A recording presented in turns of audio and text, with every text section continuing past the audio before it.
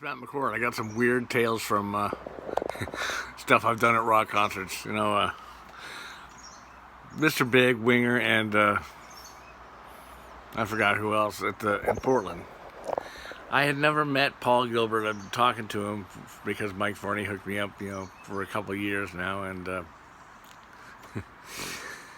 so I ended up going to this show and get passes. And my friend Kip, who was Kip Winger's keyboard player, his roommate, he got passes. So there's like about 10 backstage passes. Well, Kip decides to go to Seattle instead of Portland.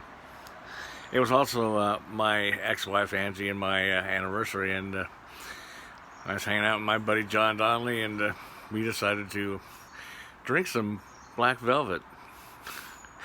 A couple of bottles of it before I go down to the show. I go down to the show to meet Paul Gilbert at the sound check. Going back home, I lived in a warehouse on 8th and Hawthorne for $500 a month. I had shows there. It was a unofficial club where a lot of bands played that on tour. They came here instead of going to the Starry Night. Anyway, I get drunk. My ex-wife won't go with me, so I go down to the show alone and get all of the passes. And I go in, and Mr. Big's playing, and I was totally out of control. This is a month before I got a DUI and had to stop drinking.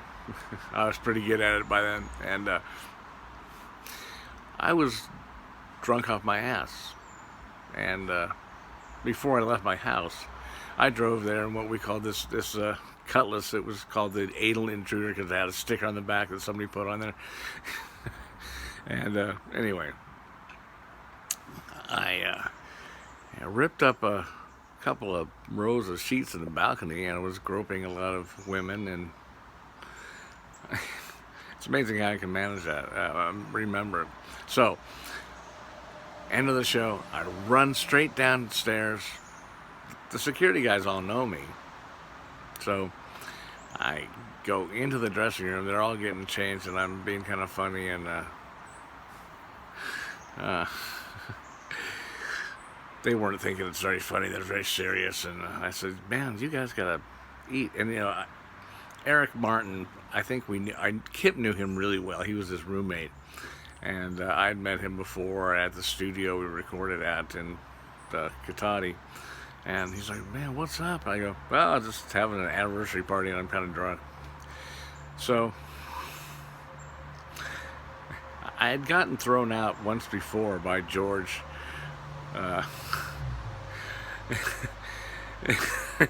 And tossed down the stairs, and they were not nice. I came back in the back door with a pass. Anyway, I'm in the dressing room with Mr. Big, and all of a sudden I hear this knock, knock, knock on the door, and I go, "Well, fellas, I think that's my ride," because the road crew was a little angry with me. So they drug me out by my feet, and the dressing rooms are in the basement. So boom, boom, boom, boom, boom, my head goes as I hit each step on the way out. And they tossed me in the dumpster with the garbage with the milk and all that shit. Anyway, on one of these times when I got thrown out, I bought some heroin there's about 1 million heroin dealers outside the place, and I had some cash, and I bought some heroin, and I ate it. So I was feeling no pain, and they wouldn't let me back in. So I just went home. And the next day I woke up, and I was purple with black and blue bruise marks all over my body. And, well, I never did that again. So a month later, I had got him off parole or probation for the Villa incident, and I stole my paycheck. The guy wouldn't pay me, so I took the money out of the rent that he owed me and got busted for it. And I had gotten off probation that day. I paid off my thing. It was crazy, man. I was dealing drugs while my probation officer was coming to my house, and it was the '80s, man. There was no drug war yet. So anyway, I paid it off and decided I was going to help my Aunt Catherine, so I had to go to my house for something. I had to go to the bank to cash a check. And I saw Andre Edmonds, who owned Pancho's restaurant, the Mexican restaurant in Hillsdale. And he said, "Hi, Matt," and we've always had a good relationship. Come on over. It's like 10 in the morning, and have a drink. Okay, so that started me off. After that, I bought a pint of vodka at the liquor store in the same area.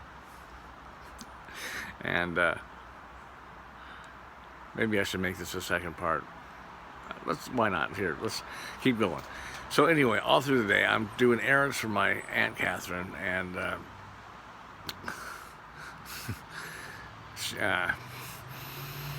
I kept buying these pints of vodka and drinking them. Like I'd get a jar of orange juice, a little one, and then mix it in my mouth, and boom, boom, boom, and by 2 o'clock in the afternoon, I was on my face, and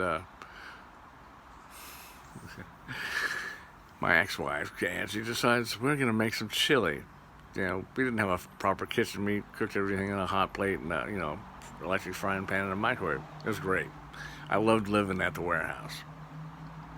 And so I decided we needed some. I totally destroyed the warehouse, being drunk and disorderly.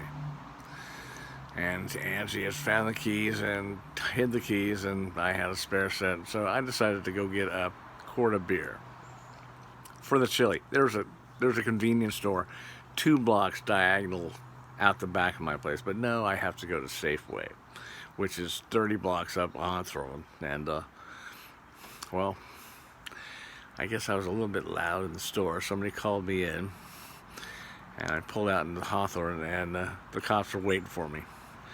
And he comes over to me and says, "Smells like a brewery in here." I go, "Well, actually, no, it's probably more like a distillery because I've been drinking vodka." "Have you been drinking?" "Well, yeah." So I was totally honest with him. And, hey, that's the best way to go with the cops. They'll call 50 of their friends, and you don't have any friends to call. Anyway, so I go, "Well," he goes, "get out of the car." I spent my last $1.90 on a quart of shitty beer. And they wanted to make me. I had to do the tightrope thing, walk in the straight line. Yeah. So I couldn't really do it, and I'm laughing the whole time. Everybody's laughing. That's the best way to get out of these things. I didn't get out of it, but they didn't beat me up or shoot me. So they take me to the police station on 42nd, which is 42nd and Burnside, and that's on the other side of the city from where I live. So they take me in, they do a breathalyzer. I blow 2.0 7 hours after my last drink.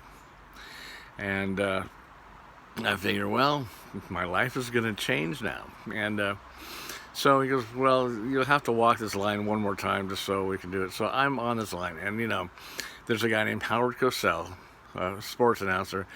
And in the 1968 Olympics, there was Olga Korbut, this really skinny balance beam Russian girl. And so it's Howard Cosell at the mic, and we've got Olga Korbut getting on the balance beam. As you can tell, she's a little bit larger, gained a little bit of weight in this time. This is 1989. And the guy's starting to laugh. And I'm trying to do this line, and the guy's howling because I'm leaning so far over, but still my feet are on the line, but I'm walking, And so the guy says, "Well, we're not going to keep you overnight. We're not going to put you in jail. So you're free to go. Here's all your paperwork. Show up to this court date, and you'll probably get diversion because you've never had, been in trouble like this." Okay. So I went from one thing to the next. I spent, a lot of time with the state in the 90s. And anyway, so I go, "Well, thanks. I don't have any money to get home. It's a long way to walk. You took my car, so I'm not driving home, and I'm too drunk to drive. Can I get a ride home?" I said, well, we don't do this. And some other police officer was watching from behind. And he said, hey, where do you live? And I go, 8th and Hawthorne. He goes, I'm going downtown. That's right over the... I go, yeah, it's right over the bridge. Can you drop me? He did. I couldn't ride up front, but he didn't cuff me up. He goes, I know this place. We sit out here and listen to the music on the weekends. I go, yeah, I live on the top floor. So, anyway, that was my start of getting sober, and that helped me out a lot. And, well, here I am today. I'll talk to you later. That's my story, and you can look at it. Thank you.